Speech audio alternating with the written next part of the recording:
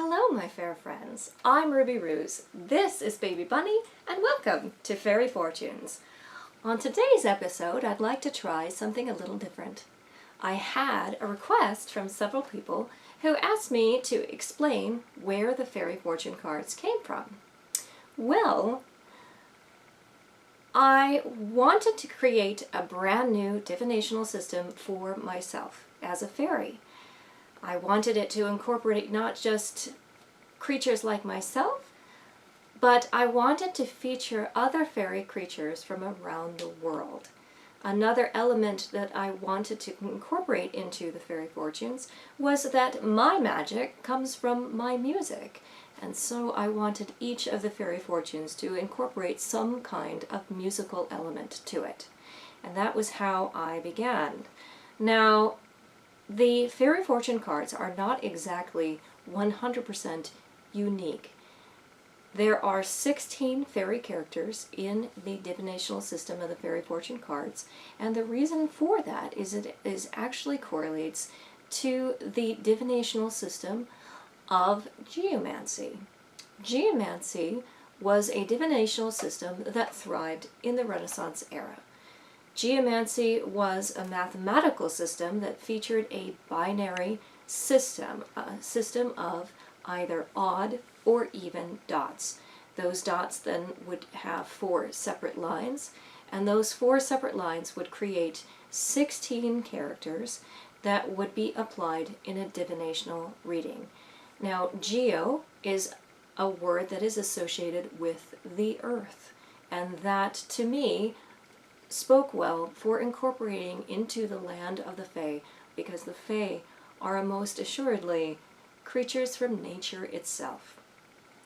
So, in this 4-part series that I'd like to share with you concerning the fairy fortune cards, the first being that I would like to share with you is Puer the pooka. Puer is one of the symbols from Geomancy, and the pooka is a fae being from the land of Ireland. Now, pookas are fae beings that take the form of either a rabbit or a horse, or sometimes a combination of human and animal hybrid.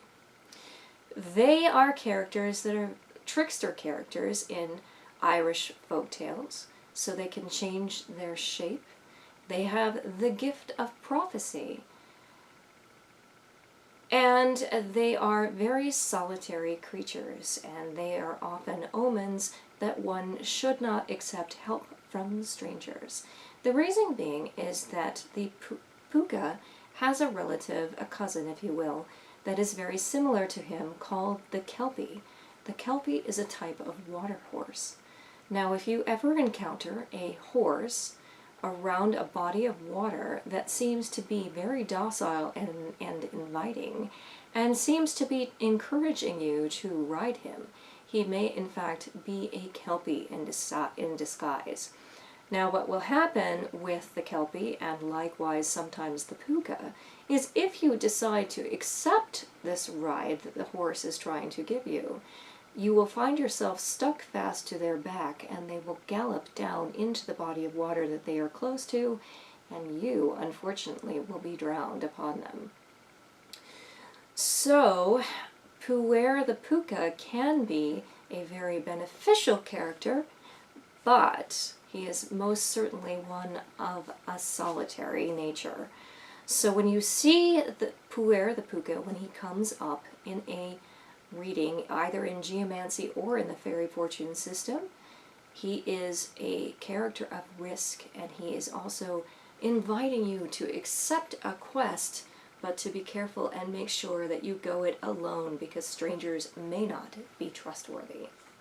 I'd like to show you the Geomancy version of Puer, and as you can see, this is a symbol created with 4 lines, with only 1 dot or 2 on each of those lines. This first dot here represents the fire line. The fire line meaning the fire in the sky, the sun and the stars, which give us warmth. The second line here, once again, a single dot in Puer's case, represents the air that we breathe. The third line, in this case 2 dots, an even positioning here, represents the water that we drink. And finally, the last dot in a geomancy character represents the earth that sustains us. So as you can see, geomancy really tries to resonate with those earthly energies, and that is why it melds so wonderfully with the people of the Fae, who are very much a part of the nature of the world. So with Puer, I definitely wanted to choose a fairy that would showcase that changeable nature, so a shapeshifter worked well. And so the symbology that I came up with, the music that goes with him, is thus. Beware of the pooka Puer, a shape-shifting beast who will dare. He offers a change, prophetic exchange. It's risk when you seek out his lair. So the warning there is to, you may say no to the pooka if he offers you a quest, but one of the things that he does not like is indecision. So you may say no, but you don't want to hem and haw. You must make a decision when it comes to Puer the pooka. Now the second character that I wanted to talk about was Missio the Alfar. With all of my fairy creatures, I was really looking for characters that would go with the energies of the Geomancy character, and I was also looking for, as you notice, Ruby Ruse, Baby Bunny, Fairy Fortunes. I wanted everything to have that alliteration with it. And so I searched long and hard for an Alfar that would match a Missio. Now the Alfar is actually a word that we've incorporated into our everyday language in the modern society into elf. But the original pronunciation from Scandinavia was actually Alf. So the Alfar are what you would know as elves in today's modern society. The Alfar, though, predominantly were featured in Scandinavian folklore, and if you visit those countries today, you will be able to learn a great deal about the fairy faith that is still going strong in those countries today.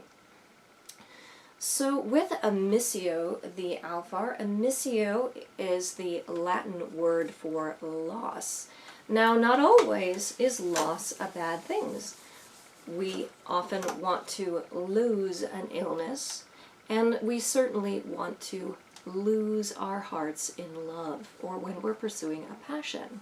So loss does not necessarily need to mean something bad. And in fact, that's another reason why I love Geomancy so much, is that the characters themselves really are neither good or bad, much like the Fae themselves.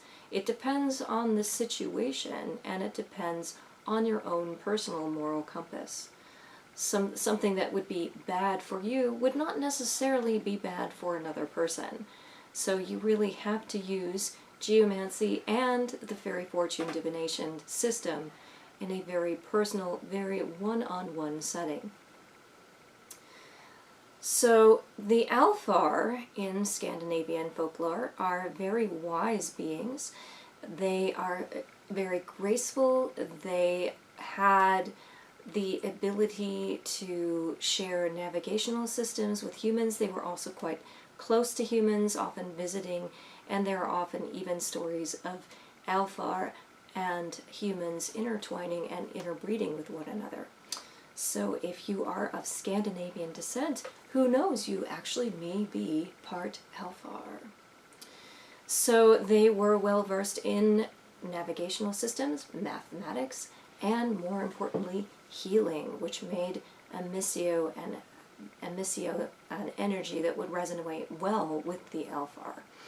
Because if in certain readings that have to do with illnesses and healing, the Alfar would suggest that there is a healing source that would be coming, or oftentimes it leads to perhaps seeking health in a new avenue instead of focusing on simply medication, on just medication. Sometimes the alpha hour will appear in certain regions of the reading that will suggest perhaps it's a lifestyle change, perhaps something like giving up a bad habit would lead to better health for you, those kinds of things. So geomancy is very personal and very akin to each unique question.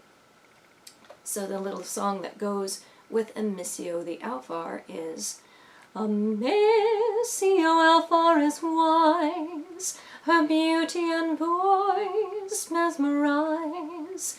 Desire she gives, a true love that lives, you'll find yourself lost in her eyes. And finally, to show you the mathematical representation of a Missio the Alfar, that symbol is here. We have 1 dot in the fire line, 2 dots in the air line, 1 dot in the water line, and 2 dots on the earth line. And so if you draw them together, it looks like almost a little bag that is flowing outwards. So here's the bag, here's the opening, and you're losing what is in the bag. So if you would like to learn more about the fairy fortune cards or geomancy in general, I would invite you to visit the Fairy Fortunes website. That is www.fairyfortunes.com, and visit the blog. Each of these cards, the Puer, the pooka, and Missio the Alfar, Albus the Alicorn, and Populus the Penantes are currently featured on the blog, in addition to telling a little bit more about these creatures and how they correlate to the card and what they might mean in a reading. There is also a list of books, both fiction and nonfiction, to help you learn more about these creatures. In addition to that, I would like to share with you one of my very favorite geomancy books that was written by a human, a modern-day human, and that is The Art and Practice of Geomancy by John Michael Greer. I highly recommend this book. It's one of my favorites on the practice of geomancy, so if you're curious to know more about geomancy, this, I think, is one of the best resources that you can get to learn about geomancy, the history of it, and learning how to start a practical application.